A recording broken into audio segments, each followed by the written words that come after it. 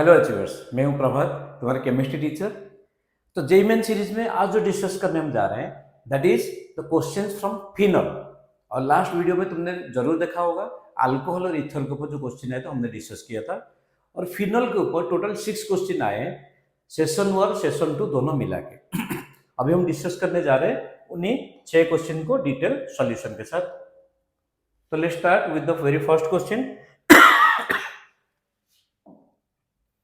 तो इसमें देखो, what amount of bromine will be required to convert 2 gram of phenol into 2,4,6 tribromophenol. Okay, तो इसमें आप अगर देखोगे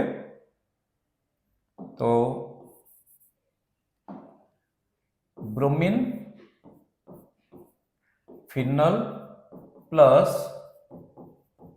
3 molecules of bromine, it gives 2,4,6 tribromophenol. इसका मतलब with respect to 1 mole of phenol 3 moles of bromine molecules are being used, right. अच्छा, तो अब इसमें नेक्स्ट देखो, ओके, इसमें पूछा what amount of bromine will be used. So what is the mass of phenol given 2 ग्राम। तो number of moles कितना है 2 by the mass of molar mass of phenol is 94। आप खुद कैलकुलेट कर सकते C6H6O है ना, उसका मॉलिक्यूलर फॉर्मूला है। तो with respect to 1 mole of phenol 3 moles of bromine, with respect to 2 into 94 mole of phenol, how many moles will be used? 2/94 into 3 into the molecular mass of bromine is 80। molecular mass of bromine is 80। अगर इसे आप calculate करोगे it is coming 10.22 gram. So which is the correct option? Option A, that is the correct option. ये इसको बोल सकते हो, ये ऑर्गेनिक का रिएक्शन और मोल कंसेप्ट इसमें एप्लीकेशन हुआ है। अब next question, identify the product A B respectively in the following reaction. Okay, इसमें देखो क्लोरोबेंजीन के साथ NaOH 623 एंड 300 ATM, ये NCERT का ही डायरेक्ट रिएक्शन है। That is the first method, इसको डाउस प्रोसेस बोल सकते हो। That is the first method for the preparation of phenol in the acidic medium. So first क्या बनेगा इसमें, ये बोल सकते हो जो प्रोडक्ट बनेगा दैट इज फिनॉल। समझ आए student? So this is A. Then phenol के साथ ये भी NCERT का रिएक्शन है second, that is chromic acid. But chromic acid को कैसे लिया जाता है? Na2 और K2Cr2O7 in the presence of H2SO4। तो अगर फिनॉल को क्रोमिक एसिड ऑक्सीडेशन होता है so that will give benzoquinone. ये तो NCERT का डायरेक्ट रिएक्शन है ना। तो ऑप्शन क्या आ गया? Option is 3, that is the correct option. Option is 3।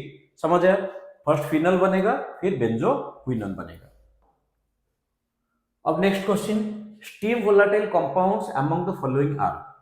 Steam volatile याद करो, ये भी NCERT का ही लाइन है, class 11 chemical bonding chapter. Ortho nitrophenol and para nitrophenol. The boiling point of para nitrophenol is greater than ortho nitrophenol. Why?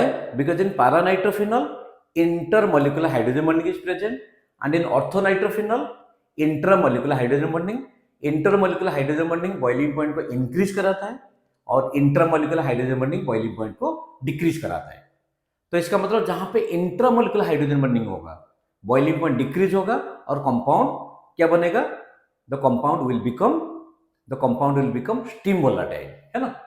तो अब देखो इंट्रामोलिकुलर हाइड्रोजन बॉन्डिंग, यहाँ पे देखो ऑर्थो पोजीशन पे ये बनेगा और ये भी बनेगा।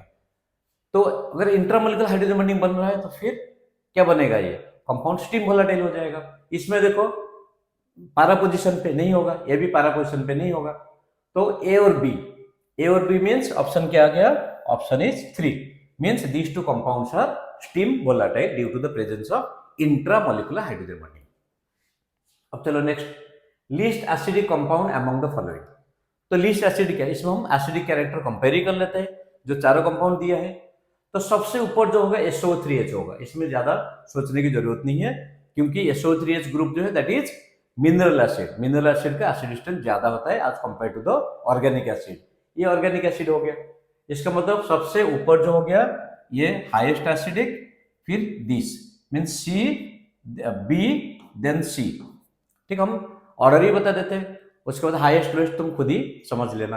अच्छा, उसके बाद देखो ये हो गया phenol. Phenol is more acidic, और ये क्या है, alkyne, terminal alkyne. Terminal alkyne जरूर एसिडिक होता है बट फिनल से ज्यादा नहीं होगा, फिनल से जरूर कम होगा, क्योंकि कार्बन से हाइड्रोजन रिलीज होना, ऑक्सीजन से हाइड्रोजन रिलीज होना, तो विच इज मोर एसिडिक, जो ऑक्सीजन से रिलीज होगा मोर एसिडिक है। ठीक है, तो इसका मतलब B C A then D, B C A D. तो सबसे लीस्ट जो हुआ that is D, means alkyne. समझ आया? Although this is acidic in nature but phenol से ज्यादा नहीं होगा। तब चलो next question, benzene is treated with oleum to produce compound X. पहले देख लेते हैं, बेंजीन जब ओलियम के साथ ट्रीट होगा,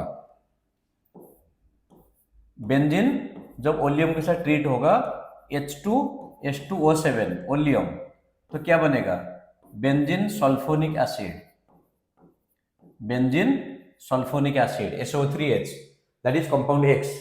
When further heated with molten sodium hydroxide followed by acidification, molten sodium hydroxide followed by acidification. So this is the second method. अगर NCERT देखोगे तो NCERT में जो 4 मेथड तुम्हारा दिया हुआ है, प्रिपरेशन ऑफ फिनल, ये सेकेंड मेथड है, it is the preparation of phenol. ठीक है, तो टू फॉर्म कंपाउंड Y। ठीक, तो ये हो गया कंपाउंड X, ये हो गया कंपाउंड Y। आगे क्या है, तो compound Y is treated with zinc metal, the compound Y is treated with zinc metal. तो जिंक के साथ अगर ट्रीट होगा तो रिड्यूस होके क्या बनेगा, बेंजीन ही बनेगा। तो कंपाउंड C क्या हो गया या Z हो गया, that is benzene. Identify the structure of the compound.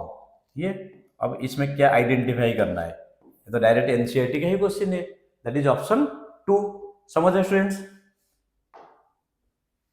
अब आगे हम last question, which of the following compounds is least likely to give effervescence of carbon dioxide? Effervescence means how the gases will be released in the presence of aqueous NaHCO3, sodium bicarbonate।